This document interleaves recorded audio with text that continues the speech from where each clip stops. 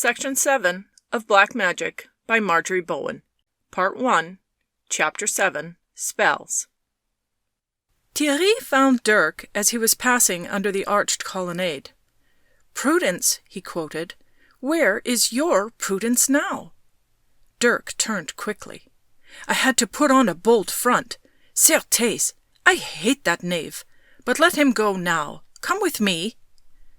Thierry followed him through the college, up the dark stairway into his chamber. It was a low, arched room looking on to the garden, barely furnished, and containing only the bed, a chair, and some books on a shelf. Dirk opened the window on the sun-flushed twilight. "The students are jealous of me because of my reputation with the doctors," he said, smiling. "One told me today I was the most learned youth in the college. And how long have we been here? But 10 months. Thierry was silent. The triumph in his companion's voice could find no echo in his heart.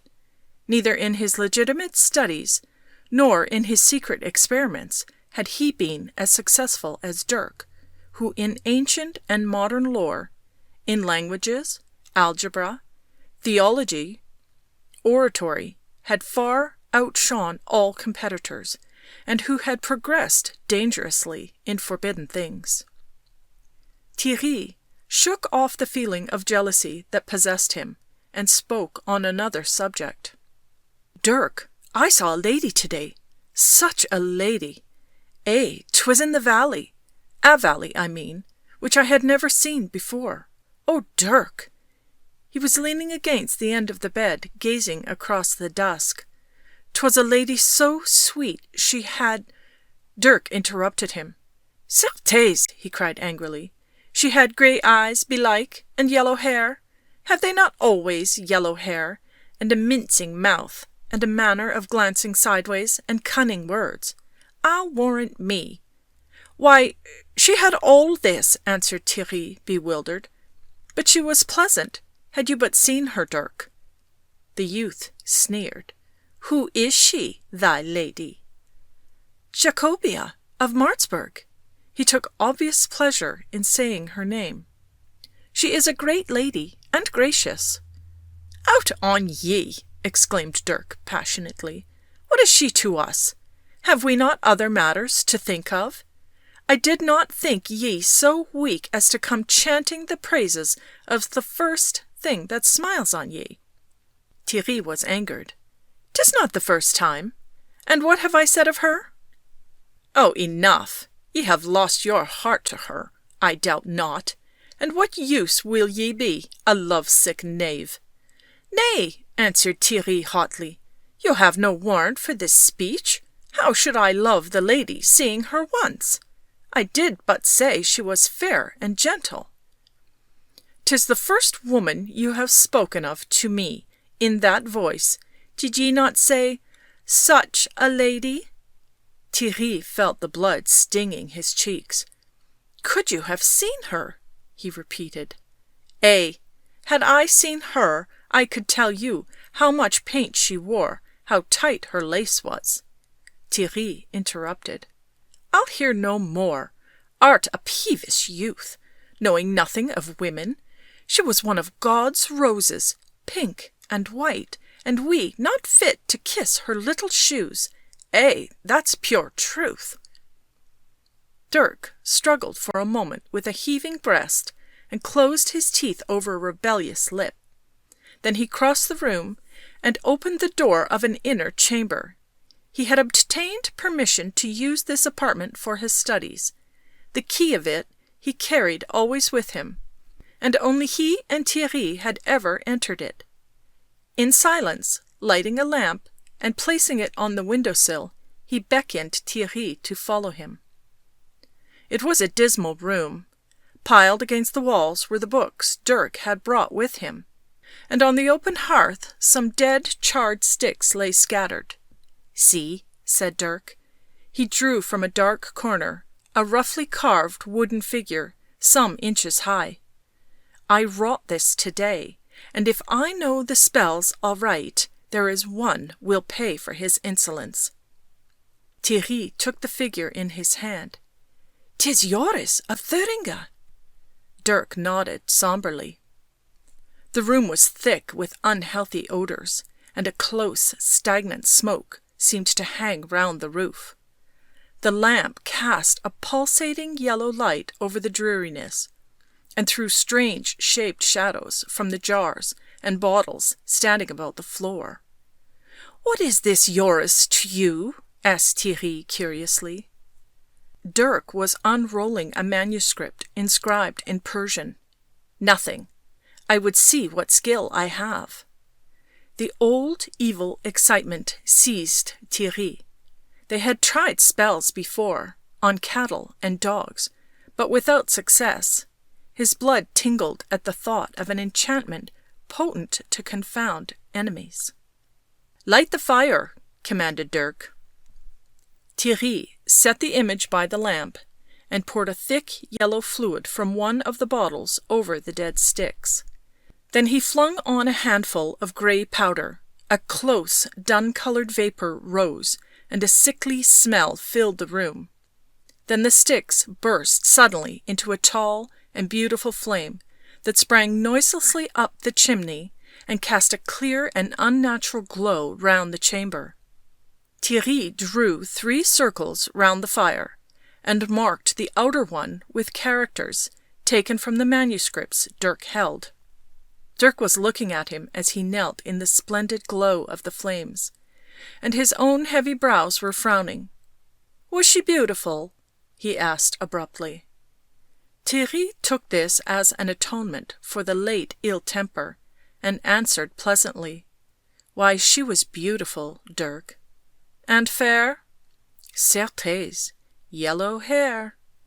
"No more of her," said the youth, in a kind of fierce mournfulness. "The legend is finished?" "Yea." Thierry rose from his knees. "And now?" Dirk was anointing the little image of the student on the breast, the eyes, and mouth, with a liquid poured from a purple vial. Then he set it within the circle round the flame. "'Tis carved of ash plucked from a churchyard," he said, "and the ingredients of the fire are correct. Now, if this fails, Zerdusht lies." He stepped up to the fire and addressed an invocation in Persian to the soaring flame, then retreated to Thierry's side. The whole room was glowing in the clear red light cast by the unholy fire. The cobweb-hung rafters, the gaunt walls, the books and jars on the bare floor were all distinctly visible, and the two could see each other, red from head to foot. "Look," said Dirk with a slow smile. The image lying in the magic circle and almost touching the flames, though not burnt or even scorched, was beginning to writhe and twist on its back like a creature in pain. "Ah!" Dirk showed his teeth. "The Magian spell has worked." A sensation of giddiness seized Thierry. He heard something beating loud and fast in his ear, it seemed, but he knew it was his heart that thumped so up and down. The figure, horribly like Joris, with its flat hat and student's robe, was struggling to its feet and emitting little moans of agony. "It cannot get out," breathed Thierry. "Nay," whispered Dirk. "Wherefore did ye draw the circle?" The flame was a column of pure fire, and it cast a glow of gold on the thing imprisoned in the ring Thierry had made. Dirk watched in an eager way, with neither fear nor compunction, but Thierry felt a wave of sickness mount to his brain. The creature was making useless endeavours to escape from the fiery glare. It groaned and fell on its face, twisted on its back, and made frantic attempts to cross the line that imprisoned it. "Let it out," whispered Thierry faintly. But Dirk was elate with success. "Ye are mad," he retorted. "The spell works bravely." On the end of his words came a sound that caused both to wince. Even in the lurid light Dirk saw his companion pale. It was the bell of the college chapel ringing the students to the vespers. "I had forgotten," muttered Dirk. "We must go. It would be noticed." "We cannot put the fire out," cried Thierry. "Nay, we must leave it. It must burn out," answered Dirk hurriedly. The creature, after rushing round the circle in an attempt to escape, had fallen, as if exhausted with its agony, and lay quivering. "We will leave him too," said Dirk unpleasantly. But Thierry had a tearing memory of a lady kneeling among green grasses and bending towards him with a dead bird in her hand, tears for it on her cheeks. A dead bird, and this. He stooped and snatched up the creature. It shrieked dismally as he touched it, and he felt the quick flame burn his fingers. Instantly the fire had sunk into ashes, and he held in his hand a mere morsel of charred wood. With a sound of disgust he flung this on the ground. "Should have let it burn," said Dirk, with the lamp held aloft to show him the way across the now dark chamber. "Perchance we cannot relight it, and I have not finished with the ugly knave." They stepped into the outer chamber, and Dirk locked the door. Thierry gasped to feel the fresher air in his nostrils, and a sense of terror clouded his brain. But Dirk was in high spirits. His eyes narrowed with excitement, his pale lips set in a hard fashion. They descended into the hall. Without a word to each other, but side by side, the two students passed into the antechamber that led into the chapel, and there they stopped. The pale rays of a candle dispersed the gathering dark and revealed a group of men standing together and conversing in whispers. "Why do they not enter the church?" breathed Thierry with a curious sensation at his heart. "Something has happened." Some of the students turned and saw them. They were forced to come forward. Dirk was silent and smiling. "Have you heard?" asked one. All were sober and subdued. "A horrible thing," said another. "Joris of Thuringia is struck with a strange illness. Certes, he fell down amongst us, as if in the grip of hellfire." The speaker crossed himself. Thierry could not answer. He felt that they were all looking at him suspiciously, accusingly, and he trembled. "We carried him up to his chamber," said another. "He shrieked and tore at his flesh, imploring us to keep the flames off. The priest is with him now. God guard us from unholy things." "Why do you say that?" demanded Thierry fiercely. "Belike his disease was but natural." A look passed round the students. "I know not," one muttered. "It was strange." Dirk, still smiling and silent, turned into the chapel. Thierry and the others, hushing their surmises, followed.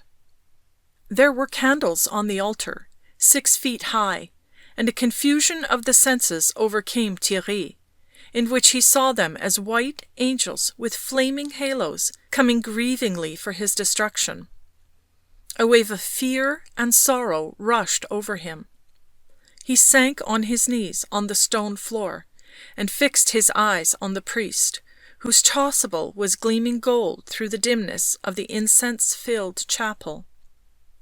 The blasphemy and mortal sin of what he had done sickened and frightened him.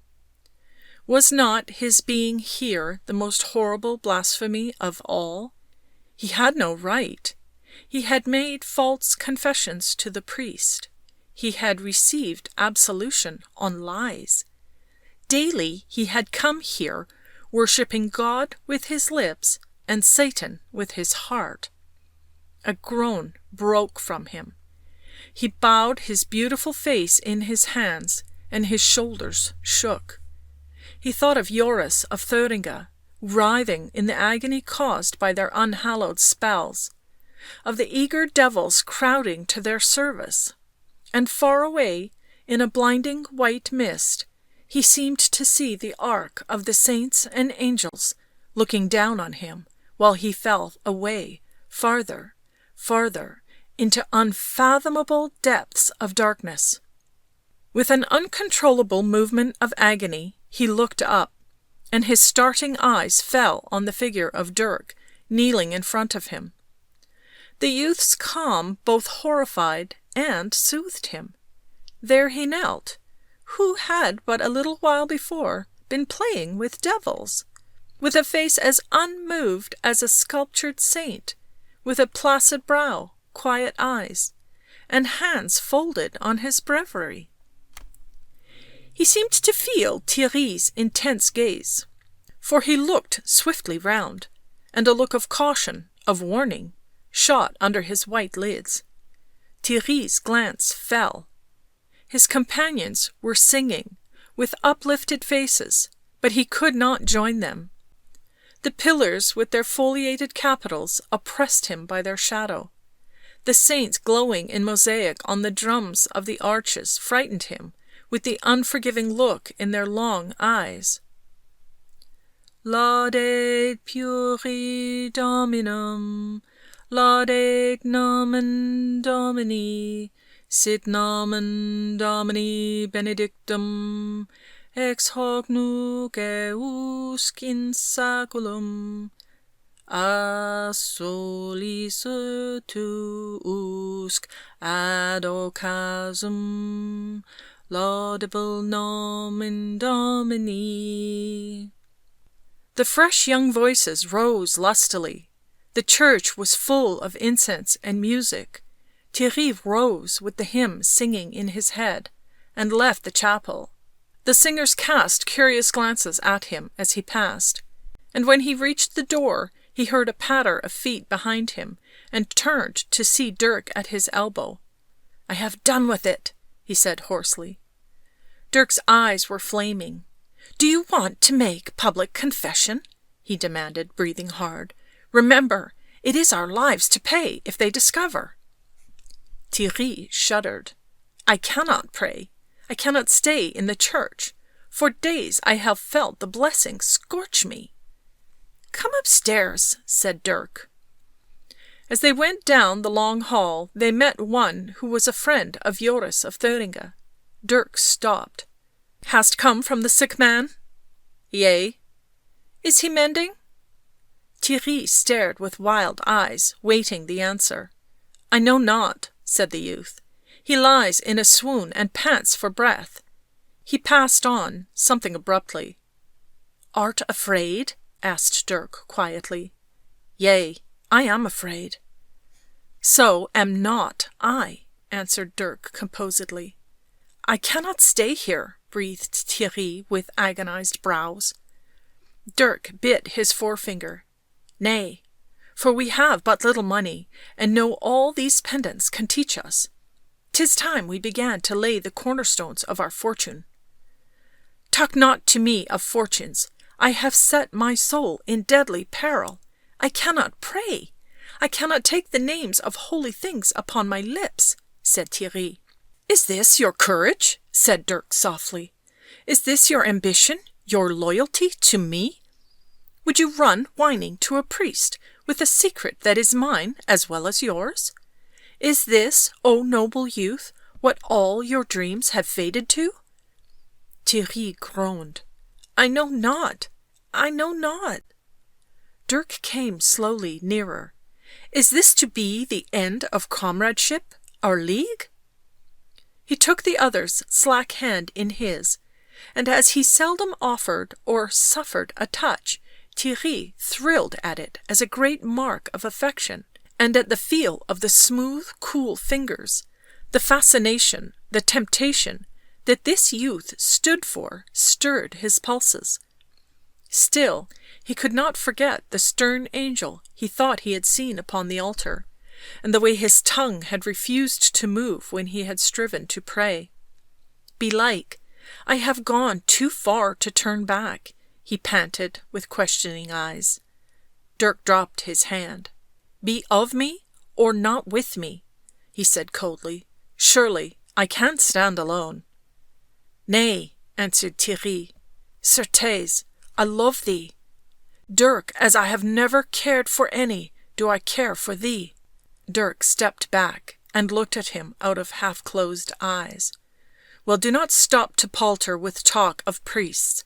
Certainly I will be faithful to you unto death and damnation, and be you true to me." Thierry made a movement to answer, but a sudden and violent knock on the door checked him. They looked at each other, and the same swift thoughts came to each. The students had suspected, had come to take them by surprise, and the consequences. For a second, Dirk shook with suppressed wrath. "Curse the Magian spell," he muttered. "Curse Zerdusht and his foul brews, for we are trapped and undone." Thierry sprang up and tried the inner door. "'Tis secure," he said. He was now quite calm. "I have the key." Dirk laid his hand on his breast, then snatched a couple of volumes from the shelves and flung them on the table. The knock was repeated. "Unbolt the door," said Thierry. He seated himself at the table and opened one of the volumes. Dirk slipped the bolt. The door sprang back, and a number of students, headed by a monk bearing a crucifix, surged into the room. "What do you want?" demanded Dirk, fronting them quietly. "You interrupt our studies." The priest answered sternly. "There are strange and horrible accusations against you, my son, that you must disprove." "What accusations?" asked Dirk. His demeanour appeared to have changed as completely as Thierry's had done. He had lost his assured calm. His defiant bearing was maintained by an obvious effort, and his lips twitched with agitation. The students murmured and forced further into the room. The monk answered. "Ye are suspected of procuring the dire illness of Joris of Thuringia by spells." "It is a lie," said Dirk faintly, and without conviction. But Thierry replied boldly, "Upon what do you base this charge, father?" The monk was ready. "Upon your strange and close behaviour, the two of you, upon our ignorance of whence you came, upon the suddenness of the youth's illness after words passed between him and Master Dirk." "Ay," put in one of the students eagerly, "and he lapped water like a dog." "I have seen a light here well into the night," said another. "And why left they before the vespers were finished?" demanded a third. Thierry smiled. He felt that they were discovered, but fear was far from him. "These are childish accusations," he answered. "Get you gone to find a better." Dirk, who had retreated behind the table, spoke now. "Ye smirch us with wanton words," he said pantingly. "It is a lie." "Will you swear to that?" asked the monk quickly. Thierry interposed. "Search the chamber, my father. I warrant you have already been peering through mine." "Yea, and you found?" "Nothing."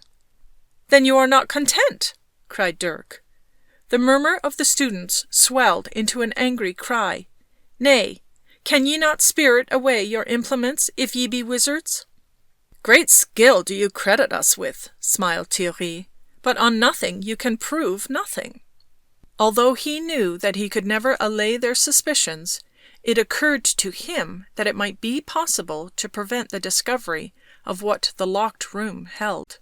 And in that case, though they might have to leave the college, their lives would be safe.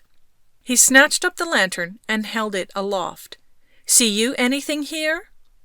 They stared round the bare walls with eager, straining eyes. One came to the table and turned over the volumes there. "Seneca!" He flung them down with disappointment. The priest advanced and gazed about him. Dirk stood silent and scornful. Thierry was bold to defy them all. "I see no holy thing," said the monk, "neither virgin, nor saint, nor prie-dieu, nor holy water." Dirk's eyes flashed fiercely. "Here is my breviary." He pointed to it on the table. One of the students cried, "Where is the key?" to the inner chamber." There were 3 or 4 of them about the door. Dirk, turning to see them striving with the handle, went ghastly pale and could not speak. But Theirry broke out into great wrath. "The room is disused. No affair of mine or Dirk. We know nothing of it." "Will you swear?" asked the priest. "Certes, I will swear." But the student, struggling with the door, cried out, "Dirk Renswoude asked for this room for his studies. I do know it, and he had the key." Dirk gave a great start. "Nay, nay," he said hurriedly, "I have no key." "Search, my sons," said the priest. Their blood was up. Some 10 or 12 had crowded into the chamber. They hurled the books off the shelves, scattered the garments out of the coffer, pulled the quilt off the bed and turned up the mattress. Finding nothing, they turned on Dirk. "He has the key about him."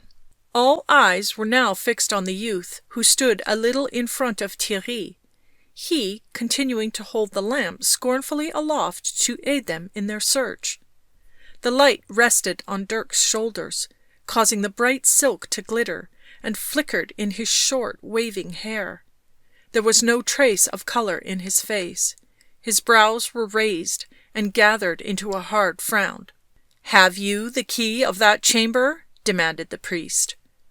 Dirk tried to speak, but could not find his voice.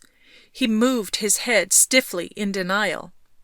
"But answer," insisted the monk. "What should it avail me if I swore?"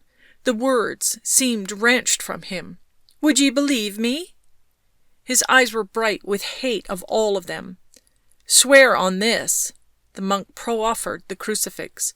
Dirk did not touch it. "I have no key," he said. "There is your answer," flashed Theirry, and set the lamp on the table.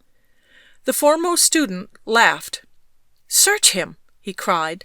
"His garments, belike he has the key in his breast." Again Dirk gave a great start. The table was between him and his enemies. It was the only protection he had. Theirry, knowing that he must have the key upon him, saw the end, and was prepared to fight it finally. "What are ye going to do now?" he challenged. For answer, one of them leant across the table and seized Dirk by the arm, swinging him easily into the centre of the room. Another caught his mantle. A yell of "Search him!" arose from the others. Dirk bent his head in a curious manner, snatched the key from inside his shirt, and flung it on the floor. Instantly they let go of him to pick it up, and he staggered back beside Theirry. "Do not let them touch me," he said. "Do not let them touch me." "Art a coward?" answered Theirry angrily. "Now we are utterly lost." He thrust Dirk away as if he would abandon him, but that youth caught hold of him in desperation. "Do not leave me, they will tear me to pieces." The students were rushing through the unlocked door, shouting for lights. The priest caught up the lamp and followed them. The 2 were left in darkness. "Ye are a fool," said Theirry. "With some cunning the key might have been saved." A horrid shout arose from those in the inner chamber, as they discovered the remains of the incantations. Theirry sprang to the window, Dirk after him. "Theirry, gentle Theirry, take me also. Can see I am helpless. Ah, I am small and pitiful. Theirry." Theirry had one leg over the window-sill. "Come then, in the fiend's name," he answered. A hoarse shout told them the students had found the little image of Joris. Those still on the stairway saw them at the window. Theirry helped Dirk on to the window ledge. The night air blew hot on their faces, and they felt warm rain falling on them. There was no light anywhere. The students were yelling in a thick fury as they discovered the unholy unguents and implements. They turned suddenly and dashed to the window. Theirry swung himself by his hands, then let go. With a shock that jarred every nerve in his body, he landed on the balcony of the room beneath.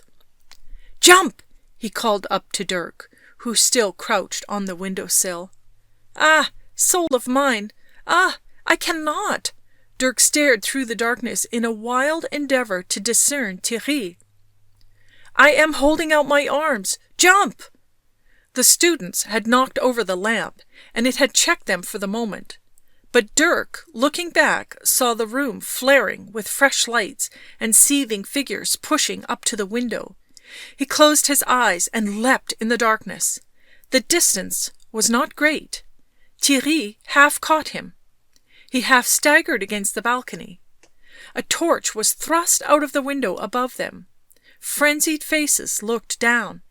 Theirry pushed Dirk roughly through the window before them, which opened onto the library, and followed. "Now, for our lives," he said. They ran down the dark length of the chamber and gained the stairs. The students, having guessed their design, were after them. They could hear the clatter of feet on the upper landing. How many stairs? How many before they reached the hall? Dirk tripped and fell. Theirry dragged him up. A breathless youth overtook them. Theirry, panting, turned and struck him backwards, sprawling. So they reached the hall, fled along it and out into the dark garden. A minute after, the pursuers, bearing lights and half delirious with wrath and terror, surged out of the college doors. Theirry caught Dirk's arm and they ran. Across the thick grass, crashing through the bushes, trampling down the roses, blindly through the dark till the shouts and the lights grew fainter behind them, and they could feel the trunks of trees impeding them, and so knew that they must have reached the forest. Then Theirry let go of Dirk, who sank down by his side and lay sobbing in the grass. End of section 7. Recording by Molly Craig.